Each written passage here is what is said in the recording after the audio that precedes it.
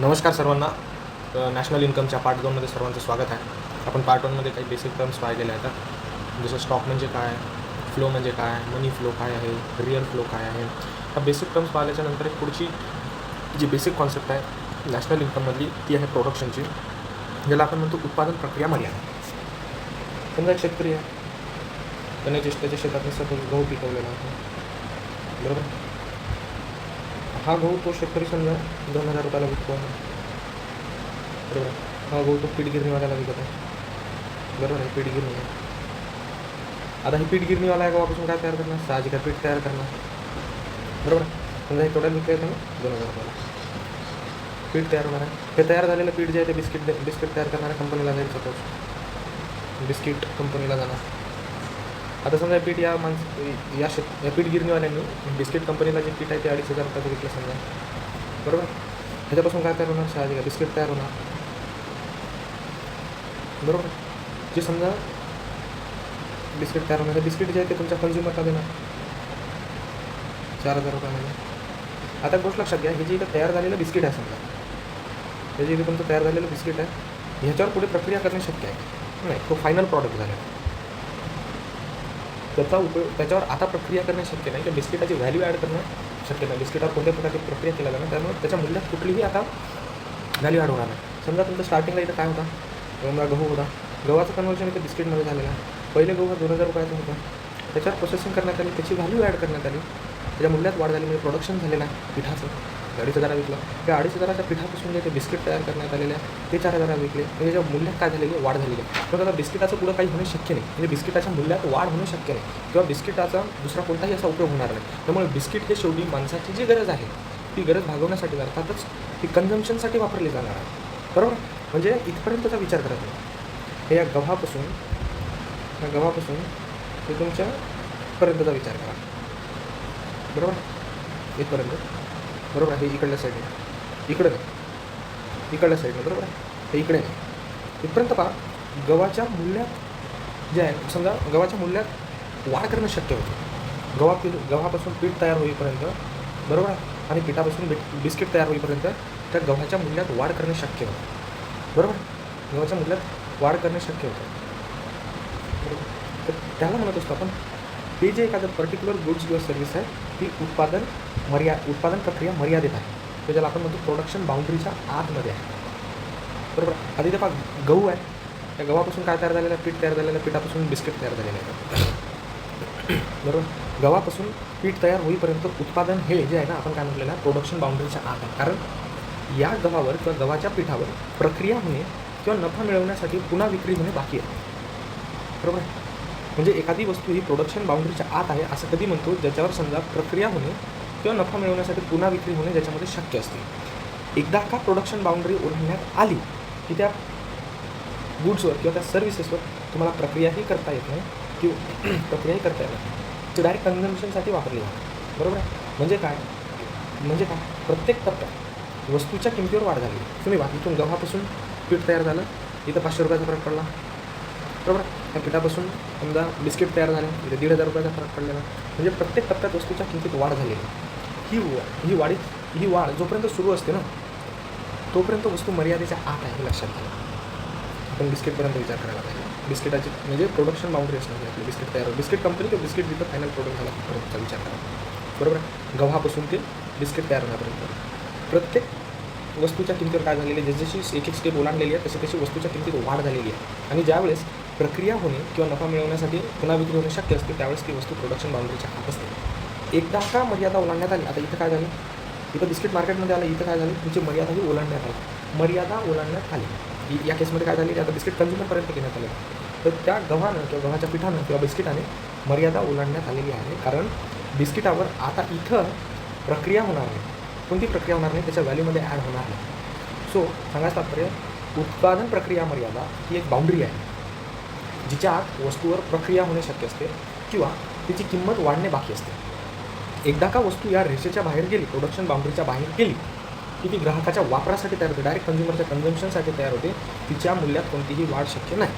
तिला म्हणत असतो आपण प्रोडक्शन बाउंड्री. आता तुमची जे उत्पादन प्रक्रिया आहे ना, उत्पादन प्रक्रिया मर्यादा आहे तुमची. आता जे आपली समजा उत्पादन प्रक्रिया मर्यादा जी आहे ना, उत्पादन प्रक्रिया मर्यादा हे गोष्ट ठरवते. काय ठरवते? काय ठरवते? एखादी वस्तू किंवा सेवा ही इंटरमिजिएट गुड आहे की फायनल गुड आहे? इंटरमिडिएट मध्यस्थ वस्तू आहे, इंटरमिडिएट गुड आहे की तुमची फायनल गुड आहे, अंतिम वस्तू फायनल गुड आहे, बरोबर आहे. आता इंटरमिडिएट गुड म्हणजे काय? एखादी वस्तू जिच्यावर प्रक्रिया होणे बाकी असते, म्हणजे अर्थातच ती वस्तू उत्पादन प्रक्रियेच्या मर्यादेच्या आत आहे. उत्पादन प्रक्रिया मर्यादेच्या आत आहे, तिला पण इंटरमिडिएट गुड म्हणतो, म्हणजे ज्याच्यावर व्हॅल्यू ॲडिशन शक्य आहे, बरोबर. आता फायनल गुड्स म्हणजे किंवा अंतिम वस्तू म्हणजे अशी वस्तू जी प्रोडक्शन बाउंड्रीच्या बाहेर आहे. प्रोडक्शन बाउंड्रीच्या काय ती वस्तू प्रोडक्शन बाउंड्रीच्या बाहेर आहे, तिला आपण फायनल गुड म्हणतो, बरोबर. म्हणजे काय? एखादी वस्तू इंटरमिडिएट गुड आहे किंवा फायनल गुड आहे, तर इंटरमिडिएट गुड आहे म्हणजे मूल्य वाढवणं शक्य आहे. त्या वस्तूचं मूल्य हे वाढवू शकतो आपण. मूल्य वाढ काय शक्य आहे? इथं पहा आपण, ही समजा तुमचं पीठ होतं, बरोबर. ते तुमचे पीठ होतं, ते तुमचा गहू तर रॉ मटेरियल झालं, पीठ असेल तर इंटरमिडिएट गुड म्हणून तिथे याच्या मूल्यात वाढ होणं काय होतं शक्य होतं. परंतु तुम्ही एखादी जर फायनल गुड असेल, अंतिम वस्तू जर असेल, तर तिच्यामध्ये मूल्यवाढी शक्य नसते, मूल्यवाढ शक्य नाही, बरोबर आहे. म्हणजे गोष्ट काय डायरेक्ट अशक्य आहे, मूल्यवाढी अशक्य नाही. तर मूल्यवाढ अशक्य नसेल, बरोबर आहे, तर हिचा उपयोग फक्त दोनच गोष्टीसाठी असणार, आधी सांगितल्याप्रमाणे. एक तर कन्झम्पशनसाठी, आणि कन्झम्पशन झाल्याच्या नंतर जे उरते ते इन्व्हेस्टमेंटसाठी, बरोबर. आता इथं काय होणार? हिचा उपयोग कशासाठी होणार? एक तर व्हॅल्यू ॲडिशनसाठी, मूल्यवाढ, किंवा रिसेलसाठी, रिसेल केले जाणार त्यासाठी. तर म्हणजे एखादी वस्तू सांगायचं तात्पर्य, एखादी वस्तू उत्पादन प्रक्रिया मर्यादेच्या आत आहे की नाही हे कशासाठी किंवा याचं महत्त्व काय, आपण ठरवतो. एखादी वस्तू किंवा सेवा जी आहे ना, ती इंटरमिडिएट गुड आहे किंवा फायनल गुड आहे, म्हणजे मध्यस्थ वस्तू आहे किंवा अंतिम वस्तू आहे ठरवण्यामध्ये होते. एखादी वस्तू उत्पादन प्रक्रिया मर्यादेच्या आत असेल तर ती साहजिक इंटरमिडिएट गुड झाली, त्याच्या मूल्यात वाढ होणं शक्य असते, तिचा उपयोग व्हॅल्यू ॲडिशन किंवा रिसेलसाठी होणं. आणि फायनल गुड म्हणजे काय होते? प्रोडक्शन बाउंड्रीच्या बाहेर आहे, इथं हे त्याच्या व्हॅल्यूमध्ये ॲड होणं शक्य नाही, आणि त्याचा उपयोग त्याला कन्झम्पशन, आणि कन्झम्पशन झाल्यानंतर जे उरते त्याचा उपयोग कशासाठी होतो? इन्व्हेस्टमेंटसाठी. आता एक लक्षात घ्या, फायनल गुड हे नेहमी नॅशनल इन्कमच्या कॅल्क्युलेशनसाठी असते, नॅशनल इन्कम मोजण्यासाठी, बरोबर.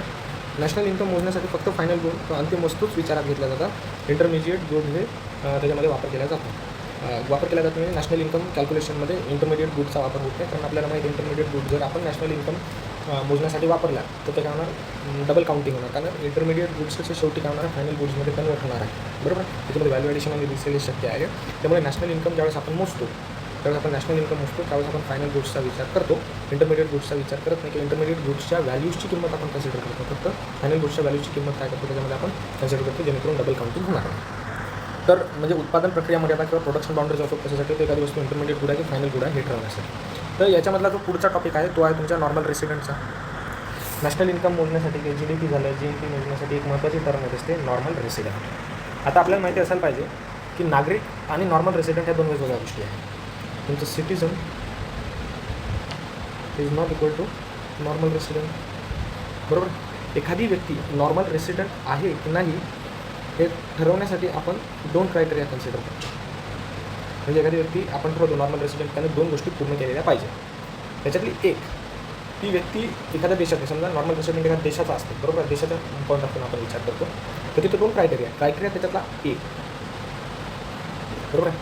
ती व्यक्ती भलेही ती त्या देशाची सिटिझन असो वा नसो, बरोबर आहे, ती व्यक्ती त्या देशात 1 वर्षापेक्षा जास्त कालावधीसाठी राहत असलेली पाहिजे. म्हणजे एखादी व्यक्ती आहे एखाद्या देशात राहत असेल, ती 1 वर्षापेक्षा अधिक कालावधीसाठी राहत असेल किंवा ती पाहिजे. एखाद्या व्यक्तीला नॉर्मल रेसिडेंट कन्सिडर करण्यासाठी पहिली कंडिशन काय? ती व्यक्ती त्या देशात 1 वर्षापेक्षा अधिक राहायला पाहिजे. आणि दुसरी जी कंडिशन आहे, ती जी व्यक्ती आहे ना त्या देशात जिथं असते ना, जिथं राहणार आहे त्या देशात तिचा इकॉनॉमिक इंटरेस्ट असला पाहिजे. इकॉनॉमिक इंटरेस्टमध्ये ती व्यक्ती गुंतलेली असली पाहिजे. इकॉनॉमिक इंटरेस्ट ऑर तुमचा ॲक्टिव्हिटीज. आणि आपल्याला माहिती इकॉनॉमिक इंटरेस्ट किंवा ॲक्टिव्हिटीजमध्ये ती व्यक्ती 3 गोष्टीमध्ये इन्वॉल्व असली पाहिजे. एक तर प्रोडक्शन, इकॉनॉमिक ॲक्टिव्हिटीज काय प्रोडक्शन, कन्झम्पशन आणि तिसरा आहे तुमचा इन्व्हेस्टमेंट. ह्या 3 गोष्टीतून ती व्यक्ती राहिलेली पाहिजे. सो सांगायचं तात्पर्य एखादी व्यक्ती नॉर्मल रेसिडेंट कधी जर ती व्यक्ती त्या देशात 1 वर्षापेक्षा अधिक राहत असेल आणि तिचा इकॉनॉमिक इंटरेस्ट हा त्या देशात असेल, म्हणजे ती व्यक्ती प्रोडक्शन, कन्झम्पशन आणि इन्व्हेस्टमेंटमध्ये इन्वॉल्व होत असेल, तर त्या व्यक्तीला आपण काय म्हणत असतो, नॉर्मल रेसिडेंट म्हणतो.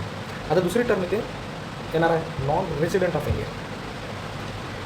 Non resident of India. आता नॉन रेसिडेंट ऑफ इंडिया हा कोण असणार आहे? इंडियन सिटीजन असणार साहजिक आहे. इंडियन सिटीजन तो भारतीय नागरिक असणार आणि ती व्यक्ती 2 कंडिशन पुन्हा येणार आहे. म्हणजे काय ना, living abroad for more than 1 year. एका वर्षासाठी दुसऱ्या देशात, एका वर्षापेक्षा अधिक कालावधीसाठी दुसऱ्या देशात राहत असणार आणि त्याचं इकॉनॉमिक इंटरेस्ट हा त्या देशात असणार. जर सपोज एखादी व्यक्ती आहे जी USA गेलेली आहे, ती तिथे एका वर्षापेक्षा अधिक कालावधीसाठी राहत आहे आणि इकॉनॉमिक इंटरेस्ट हा त्या व्यक्तीचा USA आहे. हे प्रोडक्शन आहे, कन्झम्पशनसाठी आहे आणि इन्व्हेस्टमेंटसाठी. या 3पैकी एक गोष्टी जी आहे ती व्यक्ती त्या देशात करत आहे. म्हणजे उत्पादन आहे, उपभोग आहे आणि इन्व्हेस्टमेंट ही त्या देशात करते आणि एका वर्षापेक्षा अधिक राहत असेल तर तिला आपण नॉन रेसिडेंट ऑफ इंडिया असं म्हणतो. सो सगळ्यात पहिली गोष्ट, सिटीजन ही नॉर्मल रेसिडेंट नाही आहे. नॉर्मल रेसिडेंटसाठी 2 गोष्टी आवश्यक आहेत. ती व्यक्ती त्या देशात 1 वर्षापेक्षा अधिक राहते. फॉर एक्झाम्पल नेपाळची व्यक्ती आहे, ती भारतात आलेली आहे आणि नेपाळची व्यक्ती भारतात येऊन ती एका वर्षापेक्षा अधिक कालावधीसाठी भारतात राहत आहे. अधिक त्याचा इकॉनॉमिक इंटरेस्ट आपल्या देशात आहे. म्हणजे ती व्यक्ती एकतर प्रोडक्शनमध्ये इन्वॉल्व आहे किंवा कन्झम्पशनमध्ये इन्वॉल्व आहे किंवा त्यांच्या इन्व्हेस्टमेंटमध्ये इन्वॉल्व आहे, तर ती व्यक्ती नॉर्मल रेसिडेंट झाली इंडियाची. बरोबर आहे. राष्ट्रीय उत्पन्न मोजताना फक्त नॉर्मल रेसिडेंट यांनी मिळवलेले उत्पन्नच मोजले जाते. समजा तुम्हाला नॅशनल इन्कम कॅल्क्युलेट करायचं आहे तर नॅशनल इन्कममध्ये फक्त ह्यांना कन्सिडर केलं जाते. हे कन्सिडर केलं जातं. समजा भारताच्या नॅशनल इन्कम काढायचं असेल तर जे नॉर्मल रेसिडेंट असणार त्यांना कन्सिडर केलं जातं. नेपाळची व्यक्ती भारतात राहत आहे, ती एका वर्षापेक्षा अधिक राहत आहे आणि तिचं इकॉनॉमिक इंटरेस्ट भारतात असेल तर तिचं जे उत्पन्न असेल ते भारताच्या राष्ट्रीय उत्पन्नात मोजलं जातं. परंतु जी एखादी इंडियन सिटीजन आहे जी दुसऱ्या देशात जाते, समजा UKमध्ये जाते, एका वर्षापेक्षा अधिक कालावधीसाठी तिथे राहते, इकॉनॉमिक ॲक्टिव्हिटीज तिथं परफॉर्म करते, तर तिचं उत्पन्न हे UKच्या नॅशनल इन्कममध्ये मोजलं जाईल. हे गोष्ट लक्षात ठेवा. म्हणजे एक सांगतो, समजा एखादी व्यक्ती आहे, समजा एक व्यक्ती आहे, बरोबर आहे, ती सिटीजन कुठल्याही देशाची असेल, समजा पण ती नागरिक असू शकणार, नागरिक, बरोबर आहे. तिचा रहिवासी दर्जा एक टेबलवरून तो आपण हे सगळं रहिवासी दर्जा आणि उत्पन्नाची गणना कुठे होणार, उत्पन्नाची गणना कुठे, बरोबर. उत्पन्नाची गणना कुठं होणार. समजा भारतात राहणारा व्यक्ती भारतात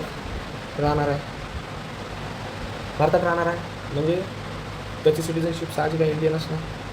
म्हणजे इंडियन सिटीजनबद्दल बोलतो. भारतात राहणारा प्रत्येक व्यक्ती भारताचा सिटीजन नाही, पण आपण कन्सिडर करू भारतात राहणारा व्यक्ती अर्थात ज्याची नागरिकता इंडियन आहे, तो रेसिडेंट कुठला असणार, साहजिक आहे तो भारतातच राहणार. म्हणजे तो रेसिडेंट कुठला असणार, इंडियाचा असणार, तो इंडियातच राहणार. त्याचा जो इन्कम आहे ते India's national income, India's national इन्कममध्ये कॅल्क्युलेट करणार. भारताचं राष्ट्रीय उत्पन्न त्यामुळे तो भारतातच राहणार. दुसरा आहे अमेरिकेत राहणारा भारतीय व्यक्ती, अमेरिकेत राहणारा जो भारतीय नागरिक आहे, इंडियन सिटीजन, पण तो सध्या राहत कुठं आहे, USA राहत आहे. सध्या USA राहताना तो एका वर्षापेक्षा अधिक कालावधीसाठी USA आहे, बरोबर आहे. आणि त्याच्या इकॉनॉमिक ॲक्टिव्हिटी पण कुठं आहे का, US जातं, अमेरिकेमध्ये जातं इकॉनॉमिक ॲक्टिव्हिटीज. तर त्याचं जे उत्पन्न असतं ना ते USAच्या नॅशनल इन्कममध्ये कन्सिडर केलं आहे. US नॅशनल इन्कममध्ये घेणार आहे, US नॅशनल इन्कम. आता एक समजा नेपाळी व्यक्ती आहे, एक उदाहरण घ्यायला लागलं. नेपाळी व्यक्ती ती नागरिक नेपाळची आहे, मध्ये राहत कुठं आहे, इंडियात राहत आहे. इंडियात राहताना ती पुन्हा 1 वर्षापेक्षा अधिक राहत आहे आणि त्याच्या इकॉनॉमिक ॲक्टिव्हिटीज पण भारतात आहे. तर त्याने जे मिळवलेलं उत्पन्न आहे ना ते इंडियाच्या भारताच्या राष्ट्रीय उत्पन्नात मोजलं जाईल, भारताचे राष्ट्रीय उत्पन्न. सो भारताच्या राष्ट्रीय उत्पन्न त्याचं मोजलं जाईल. हे सांगायचं तात्पर्य कसं की एखादी व्यक्ती नॉर्मल रेसिडेंट कधी कन्सिडर करतो, हे 2 क्रायटेरिया. एखादी व्यक्ती नॉर्मल रेसिडेंट आहे हे ठरवण्यासाठी हे 2 क्रायटेरिया A आणि B, बरोबर आहे. यांना non resident of India he concept आहे. इंडियन सिटीजन, बरोबर आहे. 1 वर्षापेक्षा अधिक प्लस इकॉनॉमिक इंटरेस्ट दुसऱ्या देशात असेल तर त्याचं उत्पन्न हे ज्या देशात तो राहते तिथे ते मोजलं जाते. आणि एक उदाहरण आपण इथे घेऊन ते समजून सांगायला प्रयत्न करू. आता समजा एखादी इंडियन सिटीजन आहे, बरोबर, ती अमेरिकेमध्ये 1 वर्षापेक्षा अधिक कालावधीसाठी, अमेरिकेमध्ये आहे 1 वर्षापेक्षा अधिक कालावधीसाठी, तिथे ती समजा शिक्षणासाठी गेलेली आहे किंवा ट्रीटमेंट शिक्षण म्हणा किंवा मेडिकल शिक्षण म्हणा किंवा मेडिकल ट्रीटमेंटसाठी ती व्यक्ती तिथे गेलेली आहे, शिक्षण म्हणा. पण तिचा इकॉनॉमिक इंटरेस्ट कोणताच नाही, इकॉनॉमिक इंटरेस्ट तिथे नाही आहे, म्हणजे प्रोडक्शन कन्झम्पशन आणि इन्व्हेस्टमेंटमध्ये इन्वॉल्व नाही आहे. तर अशा केसमध्ये ती व्यक्ती नॉर्मल रेसिडेंट भारताचीच राहते. अशा केसमध्ये ती नॉर्मल रेसिडेंट ही भारताचीच राहते, कारण ती USA ची नॉर्मल रेसिडेंट राहणार नाही, कारण त्या व्यक्तीने कुठल्याही इकॉनॉमिक इंटरेस्टमध्ये USA पार्टिसिपेट केलेलं नाही आहे. सो नॉर्मल रेसिडेंट म्हणजे जी व्यक्ती त्या देशात 1 वर्षापेक्षा अधिक कालावधीसाठी आणि तिचा इकॉनॉमिक इंटरेस्ट त्या देशात आहे, अशा व्यक्तीला आपण काय म्हणतो असतो, नॉर्मल रेसिडेंट म्हणतो. पण अशा केसमध्ये अमेरिकेत राहता 1 वर्षापेक्षा शिक्षण तिथं सुरू आहे, पण इकॉनॉमिक इंटरेस्ट USA नाही आहे, म्हणून त्या व्यक्तीला आपण नॉर्मल रेसिडेंट भारताचीच म्हणणार, बाकी USA बोलणार. तर पुढचा टॉपिक आहे तुमची डोमेस्टिक टेरिटरी किंवा ज्याला आपण आर्थिक क्षेत्र म्हणतो. आपल्यामध्ये GDP वगैरे ह्या सगळ्या गोष्टी कॅल्क्युलेट करताना डोमेस्टिक टेरिटरी सीमा ठरवणं फार आवश्यक आहे, बरोबर आहे. तर ती सीमा म्हणा की ती बाउंड्री म्हणा ते ठरवून आहे. ती बाउंड्री जी आहे ती 4 प्रकारची आहे. ते 4च गोष्टी आपण त्या बाउंड्रीमध्ये कन्सिडर करायच्या. तर 1, नंबर 2, 3, 4 ह्या 4 गोष्टी आपण बाउंड्री ठरवताना जनरली त्या देशाची राजकीय सीमा किंवा पॉलिटिकल फ्रंटियर, राजकीय सीमा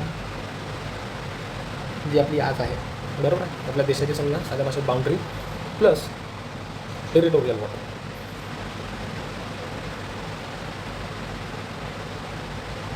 टेरिटोरियल वॉटर म्हणजे 12 नॉटिकल माईलपर्यंत असतं.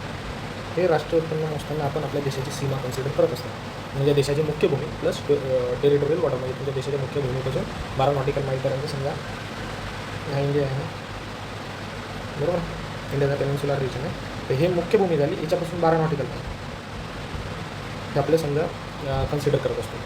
त्यानंतर शिप्स आणि एअरक्राफ्टच्या केसमध्ये पण शिप्स आणि एअरक्राफ्ट ते म्हणजे 12 नॉटिकल माईलमध्ये जे काही उत्पन्न होणार ते देशाच्या राष्ट्रीय उत्पन्नात मोजलं जाणार. देशाच्या रहिवाशांद्वारे, म्हणजे आता इथे काय म्हणतो आपण, शिप्स आणि शिप्स आणि एअरक्राफ्ट देशाच्या रहिवाशाद्वारे म्हणजे नॉर्मल रेसिडेंट, देशाच्या रहिवाशाद्वारे 2 किंवा अधिक देशांच्या दरम्यान चालवली जाणारी विमाने किंवा जहाजे. समजा एअर इंडिया आहे किंवा दुसरी कुठलीही एखादी समजा इंडिगो फ्लाईट आहे, एअर इंडिया आहे किंवा दुसरी कोणती समजा, आता ती समजा भारतातून USA मध्ये जातात, बरोबर. आता तिनं आपल्या देशाची पॉलिटिकल बाउंड्री क्रॉस केलेली आहे, ती भारतातून USA मध्ये गेलेली आहे, USA मधून भारतात येणार आहे पुन्हा वापस. ती USA मधून भारतात येताना त्या फ्लाईटने किंवा इथून तिथे जाताना त्या फ्लाईटने काहीतरी भाडं आकारलेलं आहे, साहजिक ट्रॅव्हलिंगचे चार्जेस आकारलेले आहेत.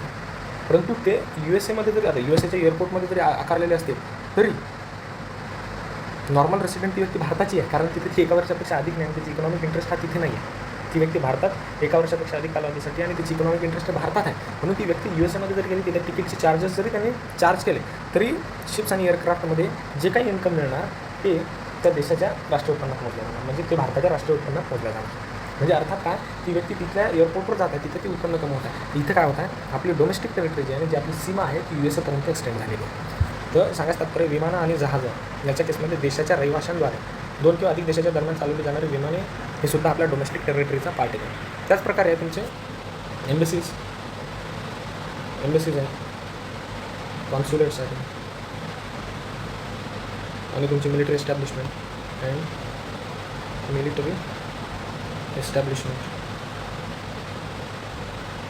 इन अदर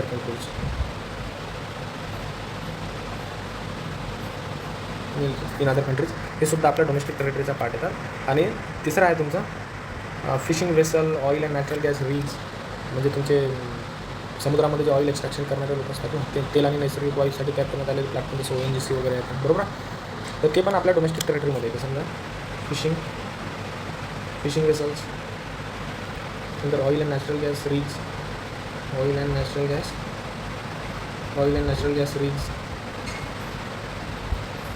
रिग्स, बरोबर आहे. ह्या जर आपल्या नॉर्मल रेसिडेंटने ऑपरेटेड बाय नॉर्मल रेसिडेंट, बरोबर आहे, आणि अर्थातच ऑपरेटेड बाय नॉर्मल रेसिडेंट असणार, आणि ती जर तुमच्या एक्सक्लुझिव्ह इकॉनॉमिक झोनमध्ये असेल प्लस एक्सक्लुझिव्ह इकॉनॉमिक झोनमध्ये जर असेल तर ती आपली डोमेस्टिक टेरिटरी आहे. म्हणजे इथून जे उत्पन्न मिळणार ते सुद्धा आपल्या राष्ट्रीय उत्पन्नात आपल्या GDPमध्ये आपण त्याला काय करणार, कन्सिडर करणार. सो एखाद्या देशाची डोमेस्टिक टेरिटरी ठरवताना हे 4 पॅरामीटर्स आपण लक्षात घेतो. त्या देशाची राजकीय सीमा, टेरिटोरियल वॉटर, शिप्स आणि एअरक्राफ्ट, बरोबर आहे, एम्बेसीज, कॉन्सुलेट, त्याच्यानंतर military establishment in other country जशी USA अफगाणिस्तान वगैरेमध्ये होती, तर ते असताना ते सुद्धा त्यांच्या डोमेस्टिक टेरिटरीचा पार्ट झाले. आणि फिशिंग वेसल्स आहेत, oil and natural gas rigs आहेत, बरोबर, जसं ONGC सारख्या गोष्टी असतील ज्या समुद्रात काम करते, जे आपल्या एक्सक्लुझिव्ह इकॉनॉमिक झोन्समध्ये असतील, त्या आपण आपल्या डोमेस्टिक टेरिटरीचा पार्ट आहेत. हे लक्षात घ्या. पुढची जी टर्म आहे ती आहे तुमची व्हॅल्यू ऑफ आउटपुट. नॅशनल इन्कमच्या ज्या बेसिक टर्म्स आहेत त्या बेसिक टर्म्समधली पुढची जी टर्म आपली व्हॅल्यू ऑफ आउटपुट आहे, जी महत्त्वाची. आता समजा एखादा प्रोडक्शन युनिट आहे, समजा तुमचं प्रोडक्शन युनिट आहे, जिथे गुड्स किंवा सर्व्हिसेस काय होणार, तयार होणार, ज्याला आपण उत्पादन संस्था म्हणतो, बरोबर आहे. यामध्ये आपण 2 गोष्टी घेणार, एक नॉन फॅक्टरी इनपुट,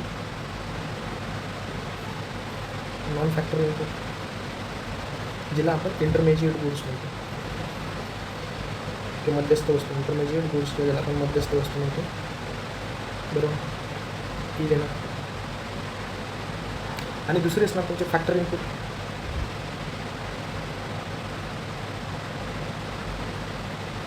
बरोबर. आता फॅक्टरी इनपुटमध्ये काय येतं तुमचं, जसं आपण पहिले पाहिलेलं आहे, लँड आहे, लेबर आहे, कॅपिटल आहे आणि एंटरप्रेन्योरशिप आहे. प्रोडक्शन युनिटमध्ये दिले तर आपल्याला काहीतरी वस्तू किंवा सेवा काय होणार, वस्तू आणि सेवा ती तयार होणार. आता काहीतरी वस्तू समजा ती दाखवली आपण क्यू अमाऊंटची असणार, क्वांटिटी क्यू अमाऊंटमध्ये, क्वांटिटी अमाऊंटमध्ये तयार होणार. आता पहा एखाद्या कंपनीमध्ये जी वस्तू आणि सेवा तयार होत आहे, म्हणजे काहीतरी समजा 100 युनिट असेल, 200 युनिटच्या क्वांटिटीमध्ये ती वस्तू तयार होणार आहे, तर बाजारभावानुसार त्याच्या पैशातील काहीतरी मूल्य असणार, बरोबर, प्राईस असणार ती, तर तिला काय म्हणत असतो आपण, तिची व्हॅल्यू ऑफ आउटपुट. म्हणजे जेवढी क्वांटिटी तयार झालेली आहे तुमची, मार्केट प्राईसनुसार तिची पैशातील जी किंमत असणार तिला आपण काय म्हणतो, तिचं value of output, value of output, तो उत्पादनाचे मूल्य म्हणणार, बरोबर आहे. हे सांगायचं तर ठराविक वर्षात तयार झालेला एकूण माल, जो वस्तू किंवा सेवा असू शकतो. समजा एखादं तुमचं एखादं कोणतं युनिट आहे, समजा तुमच्याकडे एका कारचं युनिट आहे, बरोबर, तुमच्याकडे कार तयार होत आहे, समजा त्या कारच्या कंपनीने प्रोडक्शन युनिटमध्ये वर्षाला 1000 कार तयार होत आहेत, बरोबर. तिची क्वांटिटी तयार झाली, क्वांटिटी झाली 1000 कार तयार करण्याची क्वांटिटी झाली, परंतु त्या कारची जर आपण बाजारातील समजा पैशाच्या सेन्समध्ये किंमत काढली तर तिला म्हणतो आपण तिची व्हॅल्यू. म्हणजे प्रत्येक कार जर समजा मार्केटमध्ये ती 10 लाख रुपयाची असेल तर 10 लाख गुणिले 1000 जे काही कोटी येणार ती त्या कंपनीचं काय झालं, व्हॅल्यू ऑफ आउटपुट किंवा त्या कंपनीचं उत्पादनाचं मूल्य झालेलं आहे. म्हणजे ठराविक वर्षात तयार जो झालेला एकूण माल असतो त्याची जे समजा किंमत असणार, मार्केट प्राईस असणार, तिला काय म्हणतो आपण व्हॅल्यू ऑफ आउटपुट. आता एक गोष्ट लक्षात घ्या, माल तो विकला जाव अथवा न जाव, समजा एखादी समजा कार तयार करणारी कंपनी आहे, तिने समजा क्वांटिटीमध्ये 1000 कार काय घेतली, 1000 कार तयार केलेल्या आहे, प्रत्येक कारची किंमत समजा 10 लाख रुपये आहे, बरोबर, 10 लाख रुपये आहे. तेव्हा या दोघांचं जे आपण मल्टिप्लिकेशन करू 100, बरोबर, जे काही समजा हिशोब असणार, जेवढे काही समजा कोटी असतील, बरोबर, जेवढे काही समजा हे व्हॅल्यू ऑफ आउटपुट झालेलं आहे ना. आता लक्षात घ्या, साहजिक आहे त्यावर्षी समजा 1000पैकी 1000 विकल्या जातील का, समजा 900 विकल्या गेल्या का, 100 तशाच बाकी आहे, बरोबर. मग तिची व्हॅल्यू ऑफ आउटपुट हे 900 गुणिले 10 लाख रुपये नाही. त्या कंपनीत जेवढ्या वस्तू तयार झालेल्या आहेत ना त्याची जे मार्केट व्हॅल्यू असणार तिलाच आपण व्हॅल्यू ऑफ आउटपुट म्हणतो. आता ती इथं गोष्ट जी आहे ना ती विकली जाव किंवा नाही, ती गुड्स किंवा ती सर्व्हिस विकली जाव की नाही जाव, तिनं आपण काय म्हणतो व्हॅल्यू ऑफ आउटपुट म्हणून असतो. आणि फार महत्त्वाचं आता इकडे लक्षात घ्या, आपण इथं काय म्हटलं आहे, मध्यस्थ वस्तू ज्या नॉन फॅक्टरी म्हणजे आपण मध्यस्थ वस्तू म्हटलं की जे इंटरमिडिएट गुड म्हटलं त्यांना आपण नॉन फॅक्टरी इनपुट काय म्हटलं,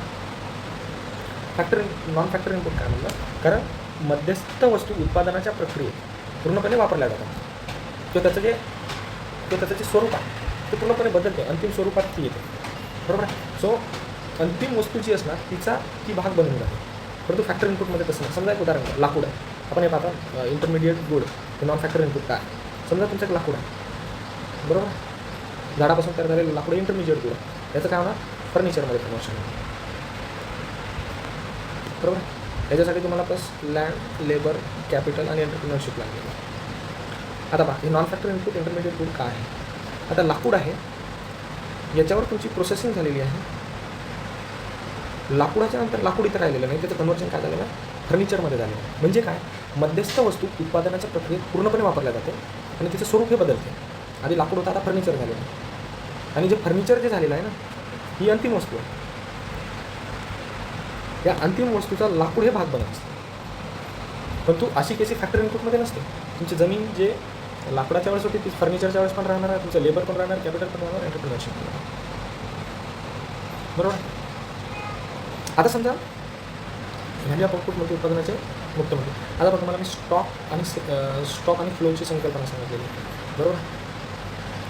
आता या सेन्समध्ये जर तुम्हाला सांगायचं झालं व्हॅल्यू ऑफ आउटपुट, समजा साहजिक 900 चित्र प्रोडक्ट तुमचे काय झालेले विकल्या गेलेले आहेत, हे 100 जे आहे ते विकल्या गेलेले नाही, बरोबर. इथं काय होतं, ह्याची पण काहीतरी किंमत आहेच आणि ह्याची पण किंमत आहे, तेवढीच किंमत आहे, बरोबर. इथं काय आहे, व्हॅल्यू ऑफ आउटपुट.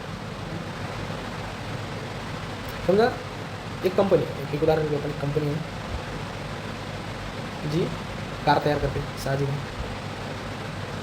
आता एखादा आर्थिक वर्ष घेऊ आपण, समजा 2025-26 आणि आता 2026-27 एक उदाहरण.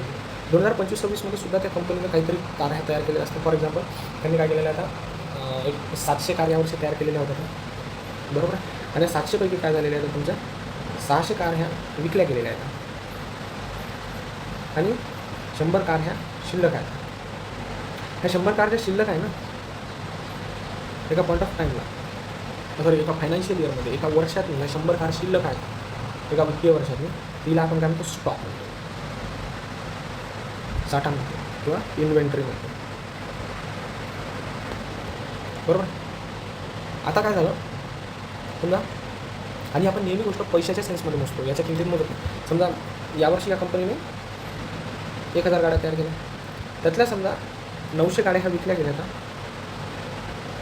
आणि 100 गाड्या काय झालेल्या आता समजा शिल्लक आहे का यावर्षी, बरोबर. त्या स्टॉकमध्ये काय झालं का, ॲड झालं. या स्टॉकमध्ये काय झालं बघा, ॲड झालेलं आहे. मग पुढच्या वर्षीची जी तुमची व्हॅल्यू ऑफ आउटपुट असते ना, व्हॅल्यू ऑफ आउटपुट, आता साहजिक इथे 700 गाड्या होत्या, या 700 गाड्याची जी काही समजा प्राईस असेल, बरोबर आहे, 700 गुणिला पी, हे तिची व्हॅल्यू ऑफ आउटपुट झाली. पण आपल्याला माहीत आहे या 100 गाड्या ह्या विकल्याच नाही. 100 गाड्या त्याची मार्केटमध्ये काहीतरी प्राईस असणार, मार्केटमध्ये काहीतरी प्राईस आहे. आता 100 गाड्याची पण काहीतरी प्राईस आहे, बरोबर. तर सांगायचं तात्पर्य कसं, आता टोटल स्टॉक किती व्हायला लागला माहिती आहे, या वर्षीचा आणि या वर्षीचा मिळून टोटल स्टॉक किती होतो, हा 100 गाड्याचा साठा आणि हा 100 गाड्याचा साठा 200. म्हणजे त्या कंपनीच्या इन्व्हेंटरीमध्ये 200 गाड्या शिल्लक आहेत. ह्याचा अर्थ ते त्याचे तर पडलेल्याच राहतील असं नाही, तर त्याच्या व्हॅल्यू ऑफ आउटपुटमध्ये असतात. म्हणजे सांगायचं तात्पर्य व्हॅल्यू ऑफ आउटपुट काय असणार, हे काय असणार, व्हॅल्यू ऑफ आउटपुट हे तुमचा सेल्स किती झाला, तुमच्या गाड्या किती विकल्या गेल्या. समजा 2026-27साठी जर आपण म्हटलं सेल्स किती झालं, तर सेल्स किती झालेले आता तुमच्या 900 गाड्या.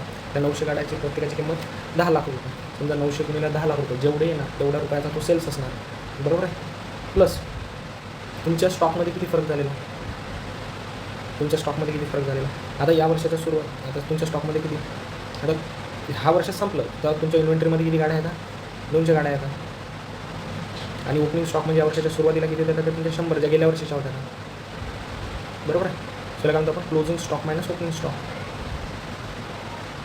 Closing stock minus opening stock, बरोबर आहे. याची जी किंमत असणार ही पण किंमतमध्ये असणार, तर तिला आपण व्हॅल्यू ऑफ आउटपुट म्हणतो. सो साध्या भाषेत सांगायचं झालं तर व्हॅल्यू ऑफ आउटपुट म्हणजे काय, ठराविक वर्षात तयार झालेला एकूण माल, मग तो विकला जाऊ किंवा न जाऊ, तो व्हॅल्यू ऑफ आउटपुट कशा प्रकारे काढतो आपण, तशा प्रकारे जेवढी क्वांटिटी तयार झाली तेवढी आणि त्याची मार्केटमध्ये प्राईस, आणि साहजिक जेवढं विकल्या जात नाही, जेवढा तयार झाला तेवढा विकल्या जात नाही, तर त्यावेळेस मग आपण अशा प्रकारे काढतो.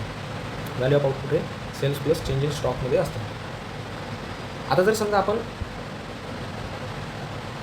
म्हणलं की बाबा नॅशनल इन्कम कॅल्क्युलेट करताना आपण काय करतो, ह्या दोन्ही गोष्टी कन्सिडर करत असतो, बरोबर. आता समजा आता समजा जर आपण फक्त विक्री मोजली, समजा जेवढा सेल्स झाला एवढंच जर मोजलं तर काय होणार, ह्याच्याकडे लक्ष दिलं फक्त आपण एवढा जर सेल मोजला तर जर आपण फक्त प्रत्यक्ष सेलच मोजला तर आपण प्रत्यक्ष किती उत्पादन झाले हे समजू शकणार नाही. त्याची व्हॅल्यू आपण कन्सिडर, त्याची जी टोटल व्हॅल्यू जी आहे ती आपण कन्सिडर करू शकणार नाही, कारण हा आपण इन्व्हेंटरीचा माल जो आहे, जो स्टॉकमधला जो माल आहे तो लक्षात घेतलेला नाही.